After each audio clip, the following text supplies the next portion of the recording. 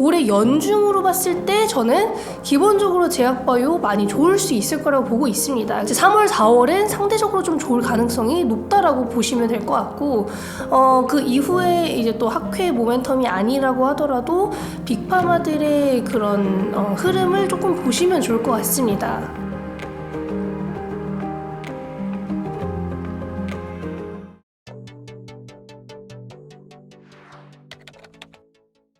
안녕하세요. 저는 작년까지는 애널리스트로 근무를 하다가 지금은 유튜브 원리버 운영하고 있고 대학원 다니고 있는 강하나입니다. 일단 역사적으로, 그러니까 통계적으로 봤을 때 제약바이오 시장이 12월과 3월에는 거의 항상 좋았어요. 그러니까 제약바이오 지수가 12월이랑 3월에는 거의 항상 좋았다라고 생각을 하시면 되는데, 그 이유는 아무래도 이제 학회에 대한 모멘텀이 선반영되는 것도 어느 정도 있을 거라고 생각을 하고 있고요. 1월에는 JP모건 헬스케어 컨퍼런스라는 연중 가장 큰 학회가 개최되고, 4월에는 AACR이라는 암학회가 개최되기 때문에 그 앞서 한 달 정도 앞선 이제 12월과 3월이 호황기라고 보시면 될 것 같고요. 그게 아니라고 하더라도 3월인 이유는 2월에 이제 실적 발표 시즌이 끝나고 1년간 어떤 식으로 실적이 나올지에 대한 가이던스를 받을 수 있기 때문에 그런 것들도 좀 반영된다라고 보시면 좋을 것 같습니다. 근데 이제 연초에는 대부분 다 가이던스를 좋게 해주는 경향이 있어서 그런 것들도 다 반영이 되는 거라고 보시면 될 것 같고요. 이런 걸 떠나서 일단 올해는 시장성이 큰 분야에서 신약이 나올 가능성도 높고, 거기에 더불어서 이제 전 세계적으로 지금 뭐 금리가 아니든 이제 빅파마들이 이제는 라이선스 계약이나 빅딜을 작년부터는 좀 다시 하고 있는 추세고, 최근 학회에서는 얼리 스테이지, 그러니까 초기 임상 단계에 있는 파이프라인, 임상 1상이나 2상에 있는 파이프라인을 살 의지가 있다라고 언급을 굉장히 많이 해주는 상황이기 때문에 이런 것들이 결국에는 이제 바이오텍들에게 좋은 영향을 줄 수밖에 없다. 그래서 올해 연중으로 봤을 때 저는 기본적으로 제약바이오 많이 좋을 수 있을 거라고 보고 있습니다. 근데 말씀드린 것처럼 2월 말까지는 조금 지지부진할 수 있어요 였어요. 왜냐면 2월 그리고 1월이 좀 모멘텀도 부재하고 아무래도 금리 인하기가 밀렸다라는 얘기가 있었기 때문에 그런 것들이 반영이 됐었던 거고요. 이제 3월, 4월은 상대적으로 좀 좋을 가능성이 높다라고 보시면 될 것 같고, 그 이후에 이제 또 학회 모멘텀이 아니라고 하더라도 빅파마들의 그런 흐름을 조금 보시면 좋을 것 같습니다. 시장성이 큰 분야에서 신약이 나와야 그게 이제 바이오 섹터에 훈풍을 불어주거든요.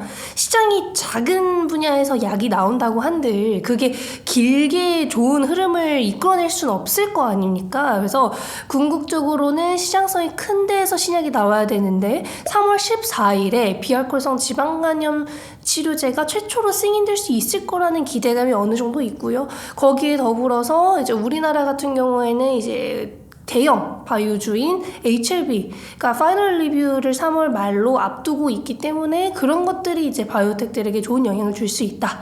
거기에 더불어서 여기서 중요한 거는 빅파마들이 앞으로 어떤 물질들, 어떤 기업들을 사갈지도 중요한데요. 거기에다가 이제 시장 전망치가 올라가는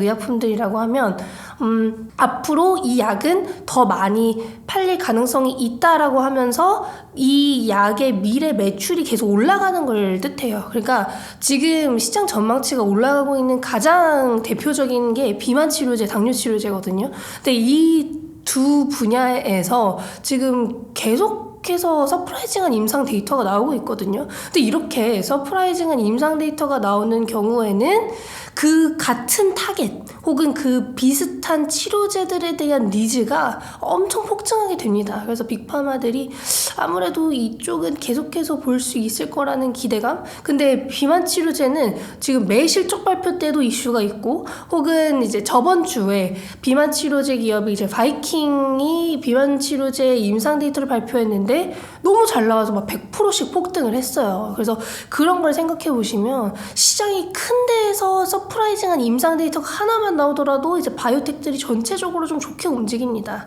이게 뭐 이제 ADC에서도 보일 수 있고, 혹은 AI 신약 개발 플랫폼에서도 보일 수 있고, 뭐 혹은 다른 항암제 쪽에서도 나올 수 있어요. 그래서 그런 것들이 올해는 조금 많은 편이다. 그래서 이렇게 지지부진하고 바이오텍들이 전체적으로 좀 많이 눌려져 있는 걸 고려했을 때 이런 작은 이슈에도 크게 반응을 할 수 있는 상황이 되었다라고 보시면 될 것 같습니다.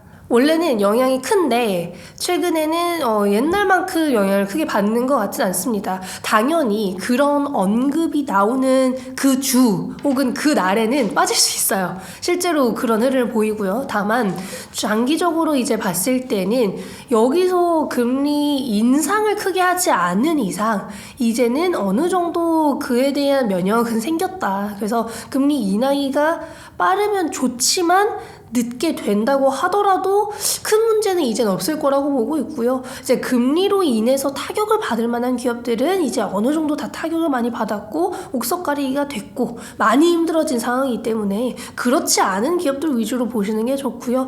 그렇기 싫다라고 한다면 돈 많은 바이오텍 보시는 게 베스트고, 혹은 돈 잘 버는 빅파마 보시는 게 제일 좋다라고 보시면 될 것 같습니다.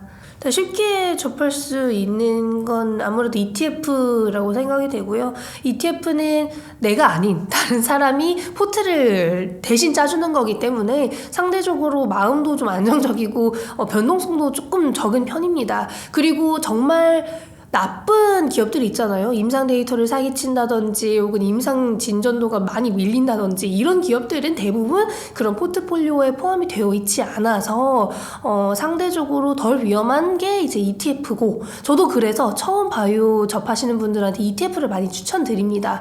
그 중에서도 이제 국내 ETF는 이제 액티브 ETF를 많이 추천을 드리는데요. 그 이유는 해외보다 국내는 조금 더 이런 좋은 이슈에 크게 빨리 반응을 하기 때문에 액티브 ETF를 보시는 게 조금 더 좋지 않을까. 그래서 이제 뭐 타임폴리오나 삼성자산에서 진행을 하는 그런 액티브 ETF 2개 정도가 대표적이라고 생각을 하시면 될 것 같고요. 이제 해외의 경우에는 이제 헬스케어 기업들은 상대적으로 또 주가가 좋았었기 때문에 헬스케어 지수는 또 계속 올랐어요. 그래서 일라일릴리나 뭐 이런 큰 회사들, 머크 이런 큰 회사들은 뭐 실적도 좋았고 주가도 좋았습니다. 그래서 올타임 하이일 정도로 주가가 좋은데, 그런 헬스케어 말고 난 지금 바이오 기업 하고 싶다, 진짜 찐 바이오텍 하고 싶다라고 한다면 이제 XBI를 가장 많이 추천을 드립니다. XBI는 상대적으로 작은 중소형 바이오텍들도 많이 포함이 되어 있는 포트폴리오이고,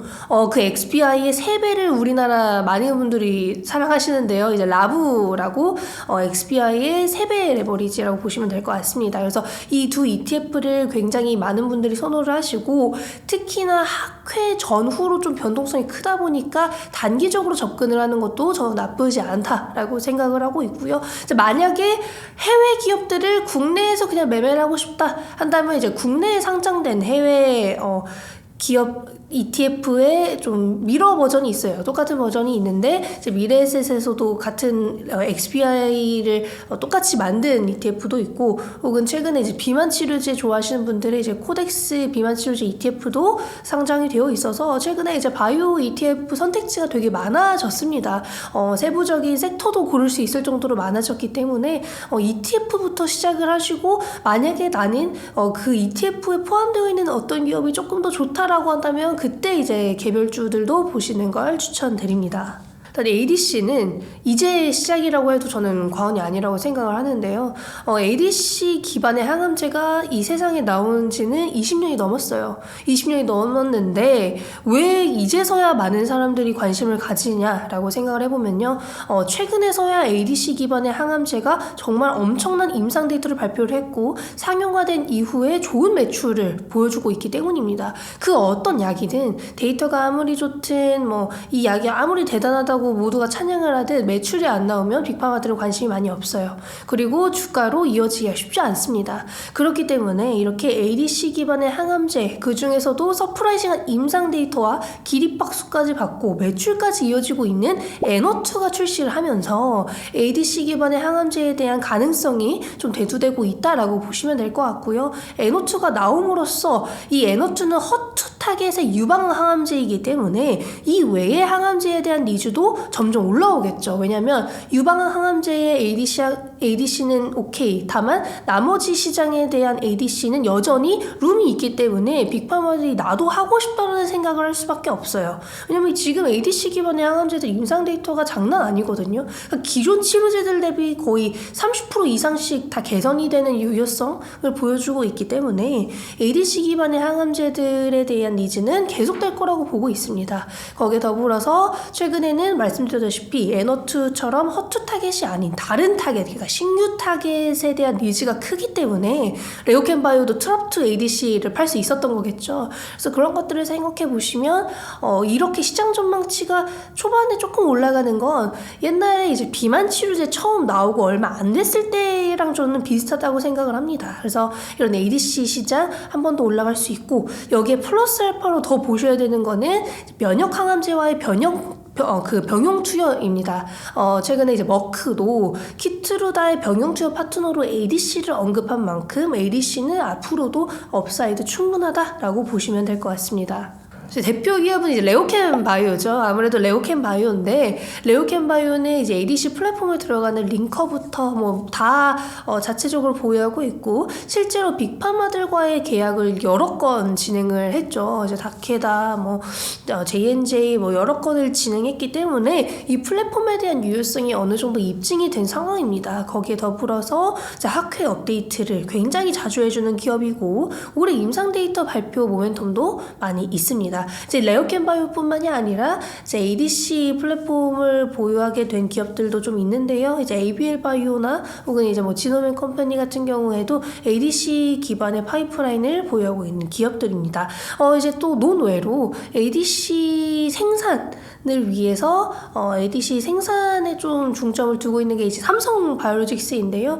ADC 시장이 커질 것을 염두에 두고 삼성 바이오로직스 또한 ADC 항암제나 ADC 기반의 치료제들을 나중에 생산하기 위해서 준비를 해놓은 상황이라고 보시면 될 것 같습니다. 여기서 되게 중요한 건요, 이 노보노디스크의 당뇨 치료제이자 비만 치료제인 GLP-1 유사체들이 심혈관 질환뿐만이 아니라 알츠하이머 치료제로서도 지금 효과를 보이고 있어요. 요즘 이 GLP-1 유사체가 만병통치약이라고 불리잖아요. 근데 이제 당뇨 치료제로 처음엔 승인을 받고, 그 다음에는 비만 치료제, 그 다음에는 이제 심혈관 질환까지 승인 여부를 오래 앞두고 있는데, 심혈관 질환에서 이 살 빠지는 것과 상관없이, 그러니까 이 비만도와는 상관없이 심혈관 질환의 중증도가 많이 떨어졌다라고 합니다. 그렇다라는 것은 이 비만 치료제로서의 효과가 아닌 이 심혈관 질환 치료제로서의 효과가 입증된 것이기 때문에 이 적응증 확장은 거의 확실시 됐다라고 보시면 될 것 같고요.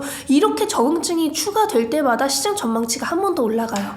그럼으로써 시장이 한 번 더 커질 수 있는 거거든요. 그래서 그런 걸 생각해 보시면 적응증이 늘어나는 것 자체가 시장이 커지는 거라고 보시면 됩니다. 그래서 자가면역 질환 치료제의 가장 큰 장점은 적응증이 확장된다, 적응증이 추가된다예요. 그래서 휴미라라는 이 블록버스터급 23조 팔렸던 이 의약품도 적응증 10개가 넘었기 때문에 그 정도의 매출을 낼 수 있었던 것이고, 이 GLP-1 유사체도 그런 식으로 앞으로는 조금 성장해 나갈 수 있지 않을까, 그렇게 기대를 하고 있는데, 여기서 더 신기한 건 비만, 당뇨, 심혈관 질환, 알츠하이머 다 시장이 너무 큰 거죠. 그러니까 이렇게 시장이 큰 분야에서 적응증이 계속해서 확장이 된다면 사람들은 내가 만약에 조금이라도 알츠하이머 끼가 보인다, 심혈관 질환 끼가 보인다, 그냥 GLP-1을 맞을 거예요. 좋잖아요. 살도 빼고 당뇨도 치료되고 심혈관 질환까지 치료되면 이게 안 맞을 이유가 없어지는 거기 때문에 아마 이 시장은 앞으로 우리가 생각하는 것보다 더 커질 수 있지 않을까 싶습니다. 일단 메쉬, 비알코올성 지방간염은요, 알코올이랑 관계없이 염증을 동반한 지방간 질환이라고 보시면 될 것 같습니다. 그래서 이게 심해지면 간경변이랑 간암까지 진행이 돼서 정말 위험한 질환이라고 보시면 될 것 같은데요. 생각보다 비알코올성 지방간염 시장이 커요. 이게 2028년 기준으로 30조 원 이상을 달성할 수 있을 거라는 얘기가 나올 정도로 시장 규모는 계속 커지고 있는데요. 전 세계 환자 수도 몇억 명이라고 할 정도로 시장은 계속 큽니다. 근데 이 비알코올성 지방간염 쪽도 정말 좋은 치료제가 아직 없기 때문에 제가 앞서 말씀드린 것처럼 3월 14일에 마드리갈의 비알코올성 지방간염 치료제 승인 여부가 되게 센세이션할 수 있겠다라고 보고 있는 거고요. 그게 아니라고 하더라도 이 GLP-1 유사체들 위고비나 마운자로는 비알코올성 지방간염 치료제로의 도전까지 진행을 하고 있다는 게 좀 염두에 둘 만한 부분입니다. 일단 대표적인 거는 일라이릴리의 마운자로가 비알코올성 지방간염 쪽에서 너무 좋은 효능을 보여서 다른 비알코올성 지방간염 치료제 타겟들이 하락을 했을 정도로 이 비알코올성 지방간염 쪽에서의 가능성을 GLP-1이 한 번 더 보여주고 있는 상황인데요. 이 GLP-1 유사체, 아까 말씀드린 대로 당뇨, 비만, 심혈관 질환, 알츠하이머에 이제 비알코올성 지방까지. 근데 이제 비알코올성 지방간염 같은 경우에는 비만이랑도 어느 정도 좀 교집합이 있다라고 알려져 있어서 조금 더 효능을 많이 보이는 게 아닐까 싶습니다. 그래서 어찌됐든 이렇게 시장이 큰 데에서 신약 승인 여부도 앞두고 있는데 가장 핫한 비만 당뇨 치료제 쪽인 GLP-1에서도 이렇게 비알코올성 지방간염 치료제로서의 가능성이 보이게 된다면 올해 바이오의 중심에서 빠질 수 없는 분야지 않을까 싶습니다. 사실 비알코올성 지방간염 치료제를 개발하는 기업이 많지는 않습니다. 근데 유한양행 같은 경우에는 자체 개발하던 거를 빅파마와 라이선스 아웃을 해서 비알코올성 지방간염 치료제를 개발 중인데요. FGF21이라는 되게 유망한 타겟, 글로벌 바이오텍들도 많이 개발을 하고 있는 타겟을 기반으로 비알코올성 지방간염 치료제를 개발 중이고 내년에는 임상 데이터를 볼 수 있을 거라고 기대를 하고 있어서 그때 이제 유한양행에 좀 같이 반영이 많이 될 수 있지 않을까 그렇게 기대를 하고 있고요. 그 외에 이제 한미약품이나 올릭스 같은 경우에도 비알코올성 지방간염 치료제를 개발 중입니다. 다만 지금 빅파마들 그리고 글로벌 기업들의 임상 데이터가 너무나 뛰어나기 때문에 임상 데이터를 좀 직접적으로 임상 2상 때부터 좀 보고 원투원으로 비교를 하는 게 좀 베스트지 않을까 저는 그렇게 생각을 하고 있습니다.